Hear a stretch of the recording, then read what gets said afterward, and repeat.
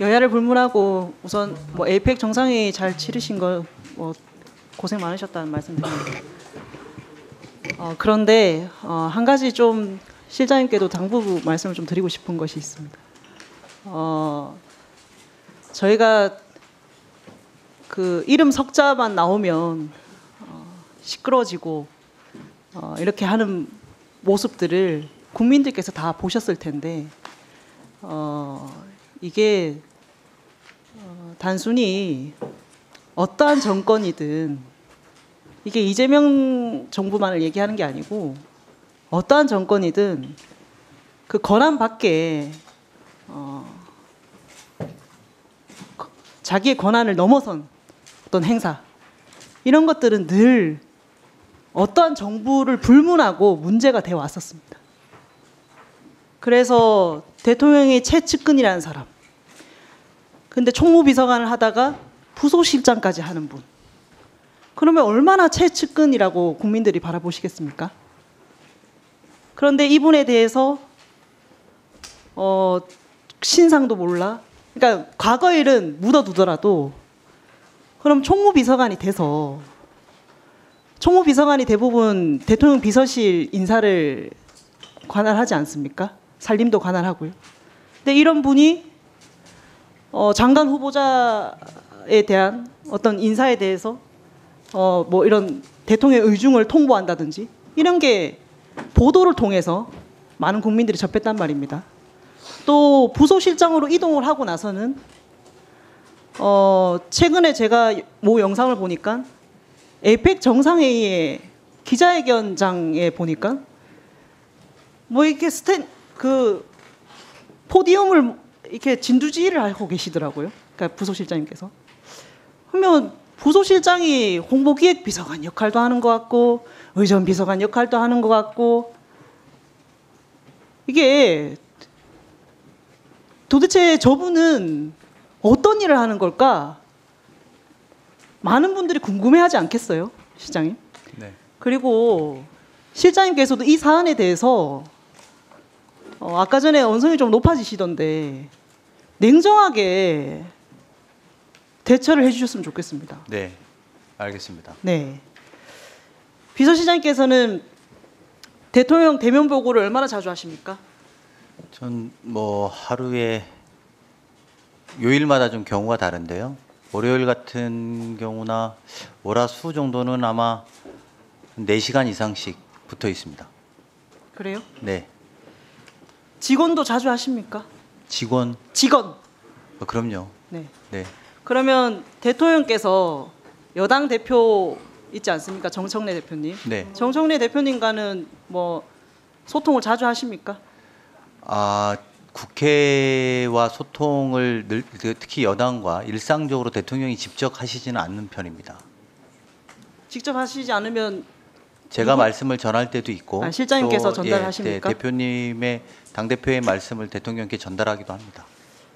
그 실장님께서 대통령이 뭐 실장님께서 직접 본인이 실세라고 하셨으니까 대통령의 입이라고 제가 생각하고 실장님의 말씀이 네. 지금 이 대통령께서 이 국회 상황을 어떻게 바라보고 계십니까? 지금 여야 대치로 정말 그 극한 대치 이거에 대한 원인은 뭐고 어떻게 대통령께서는 이 상황을 바라보고 계십니까? 제가 대통령을 대신해서 말씀하라고 하시니까 책임이 무겁습니다만 여야가 지금 대한민국의 경제 사정과 대내외적인 상황들은 매우 위기다 이렇게 인식하고 있습니다. 저희 대통령뿐만 아니라 대통령실도 그렇게 인식하고 있는데 이 위기 극복을 위해서는 여야가 함께 힘을 합칠 부분들이 굉장히 많고 그런 것들을 해나가기를 바라고 당연하죠. 있습니다. 여야가 힘을 합쳐야 관세 협상 해온 거 입법화한다든지 이런 거를 뒷받침할 수 있는 거 아닙니까? 근데 이렇게 대치 상황이 계속되면 궁극적으로는 국민들이 피해보는 거 아닙니까? 그죠? 네. 그런데 거기에 대한 물론 야당도 책임이 있겠습니다만 여당도 책임이 적지 않은 거 통감하시죠? 네, 제가 뭐 직접 다 여야를 평가할 건 아닌 것 같습니다. 그러면 대통령께서 8월 달에 야당을 뽑은 사람들 역시 국민이다. 야당을 배제해서는 안 된다. 이런 얘기 하셨는데 여야 협치와 관련해서는 다른 지시를 하시거나 대통령께서 말씀은 없으셨습니까?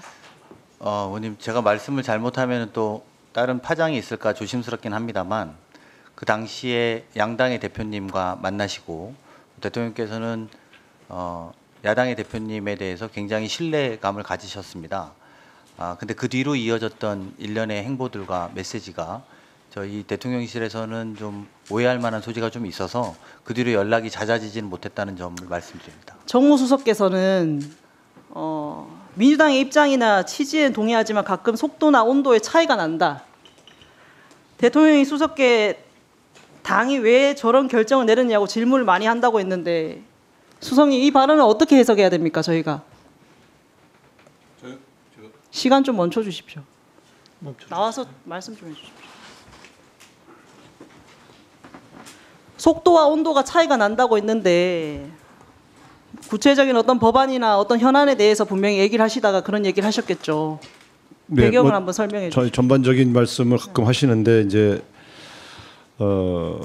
개혁의 내용, 방향에 대해서는 동의하시는데 그 개혁을 추진하는 과정에 있어서 좀 가끔 거칠거나 이런 것 측면에서 걱정하시는 말씀하신 적이 있습니다. 그러면 실장님 최근에 재판 중지법과 관련해서 대통령께서 반대 입장을 한다고 민주당에 전달한 걸로 제가 보도를 통해서 봤는데요. 재판 중지법 중단은 그래 잘 하신 것 같아요. 그런데 법을 잘못 적용하거나 해석한 검사와 판사를 처벌하는 법 왜곡죄에 대해서는 어떻게 생각하십니까? 저 개인의 생각을 여쭙는 겁니까? 아니면 대통령 실장님 생각도 말씀해 주시고 대통령께서 당연히 이런 연장선에서 다 모든 걸 얘기하셨겠지 않겠습니까? 대통령실은 이 문제에 대해서 아직 토론하거나 공개적으로 논의해 본 바는 없다는 말씀 명확하게 드리고요. 제 개인 그러면 잠깐만 제가 시간이 좀 부족해서 그러면 대법관 증언법에 대해서는 또 어떻게 생각하십니까? 기본적으로 사법개혁과 관련해서는 국회가 추진하는 것이라고 인식하고 있습니다. 첫 번째로 주신 법관에 대한 따로 이렇게 할 수 있는 법안에 대한 대법관 증언법 말고 앞에 게 뭐였죠? 제가 죄송합니다. 법 왜곡죄에 관련해서는 최근에 제주도에서 판사들이 노래방 가고 뭐 이랬던 사건들이 하나 국민들한테 인식이 되어 있는 것으로 알고 있습니다. 그런 판사들이 사회적 판결을 받는 데 있어서 유난히 판사들끼리 관계로서 문제가 처리되는 것에 대해서 우려를 갖고 있는 것은 제 개인의 의견으로 말씀드리겠습니다.